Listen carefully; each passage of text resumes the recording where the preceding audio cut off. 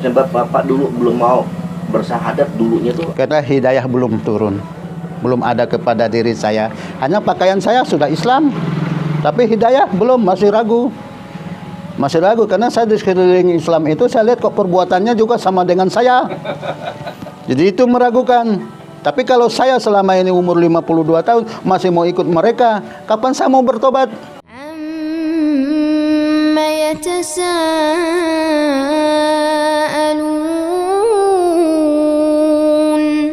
عن النبأ العظيم.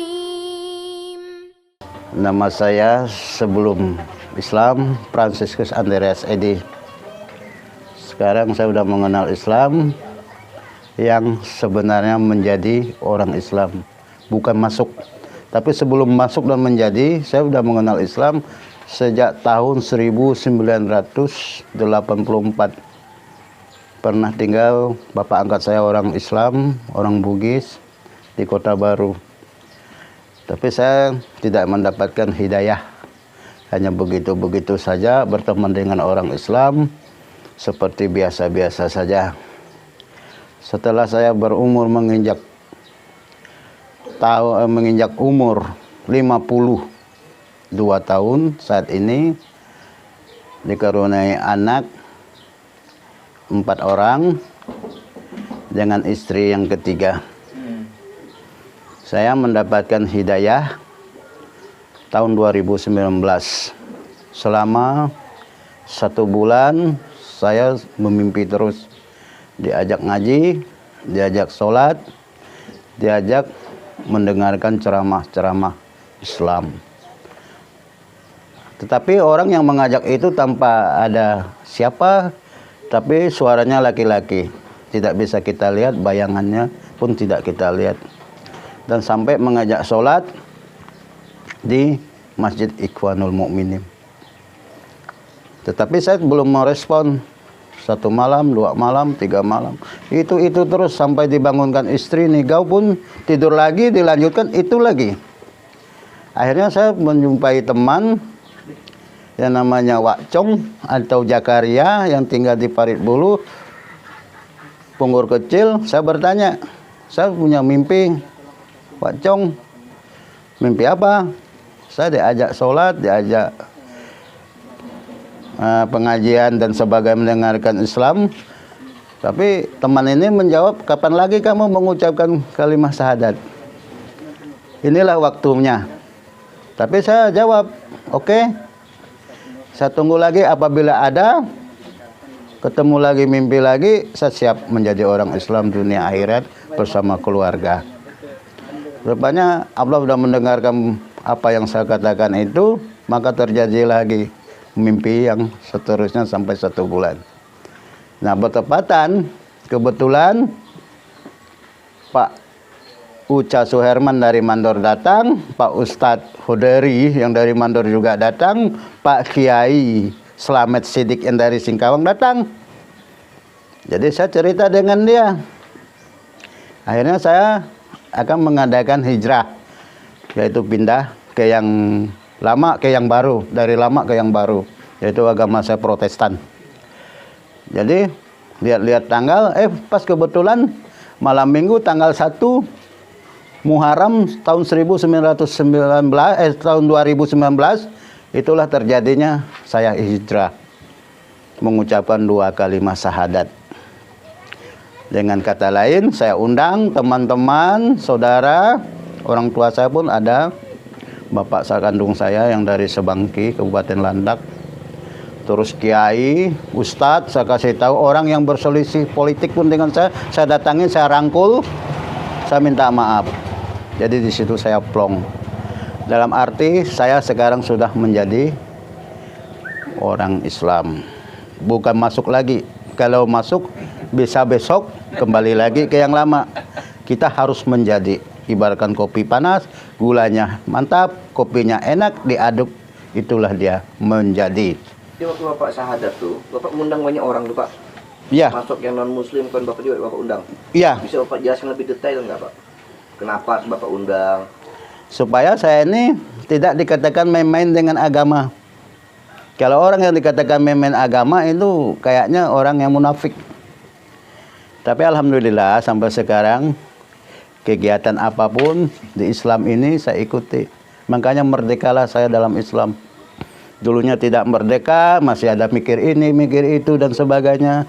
Alhamdulillah sekarang karena berkat Allah melewati orang yang soleh kemungkinan yang meninggal soleh untuk merayu saya ataupun mengajak saya ke jalan yang benar, mencari Allah Tuhan yang sebenarnya, bukan Allah ya, bukan Allah yang mati atau yang diperanakan atau dan sebagainya. Itulah Allah yang sebenarnya, itu Tuhan saya. Pak, bisa ceritakan nggak perasaan Bapak ketika mengucap syahadat? Apa yang Bapak rasakan? Oh, luar biasa, merdeka. Lahir batin merdeka. Tidak lagi yang mengingatkan itu dunia. Itu bohong juga, tidak ada yang mengingat di dunia, tapi yang wajar-wajar.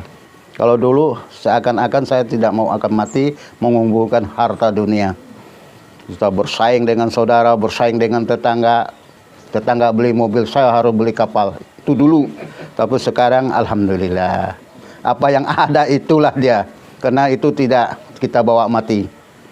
Hanya amal soleh yang kita bawa mati. Saya ingatkan dengan saudara-saudara saya dimanapun ada berada yang mendengarkan dan membuka cerita saya ini, marilah kita bertaubat. Dunia akan kiamat, yang kita bawa pulang nanti ke akhirat adalah amal soleh kita, bukan harta, bukan istri yang cantik. Istri cantik kawin lagi, anak yang besar harta kita dibagi. Nah, yang penting kita tanamkan agama ke anak, semoga dia mendoakan kita masuk surga. Itu aja. Ada kejadian apa Pak yang mengharukan Pak?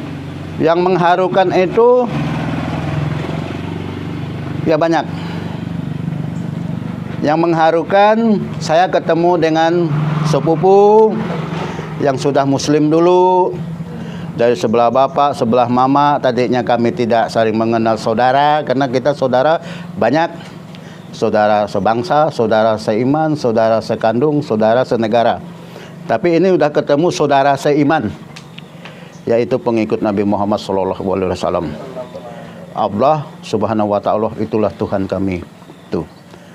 Keyakinan saya setelah masuk Islam, disiplinnya luar biasa saya terapkan dalam hidup saya, dalam agama Islam. Itulah yang membawa saya keajaibannya. Yang jelas disiplin hidup itu memang kita harus disiplin. Terutama makan, yang mana yang hak, yang mana yang batil, mana yang haram, mana yang halal. Itu terutama di dalam lingkungan Islam. Mana saudara, mana yang bukan saudara, mana yang boleh kita boleh kita nasihati dan yang tidak boleh kita nasihati, andai kata ada yang tidak berkenan di hati mereka. Itu aja. Jadi pelan-pelan insyaallah mereka saya doakan juga, saya minta kepada yang masih ragu-ragu memandang Islam, masuklah Islam. Allahu Akbar. Oke Pak. Apa yang menyebabkan Bapak sekian lama baru bersyahadat 2019? Kan Bapak udah mengenal Islam tahun 84 nih. Apa sih yang membuat Bapak keraguan dulunya, yang membuat Bapak keraguan belum memeluk Islam pada saat itu?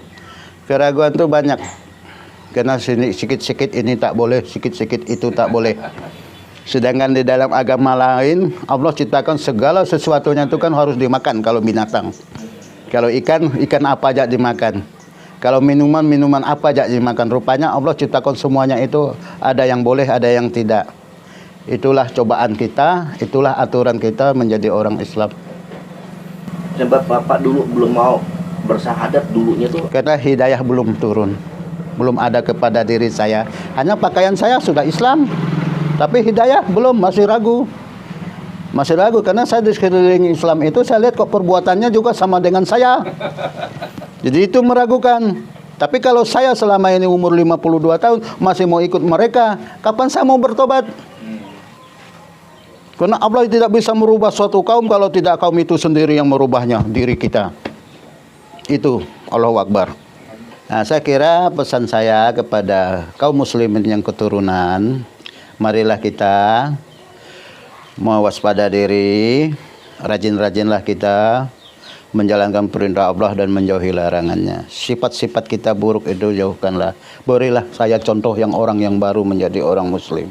Jangan memberi contoh yang tidak baik. Terutama ya di bidang kehidupan kita sehari-hari.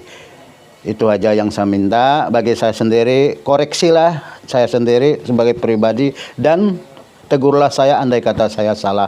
Karena saya baru menjadi kaum muslimin.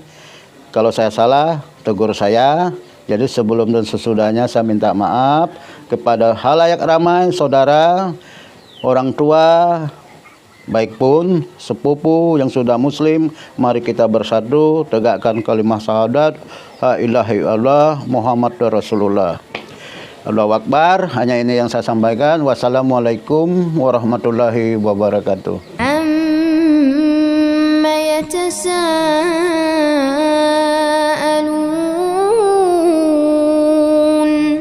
عن النبأ العظيم الذي هم فيه مختلفون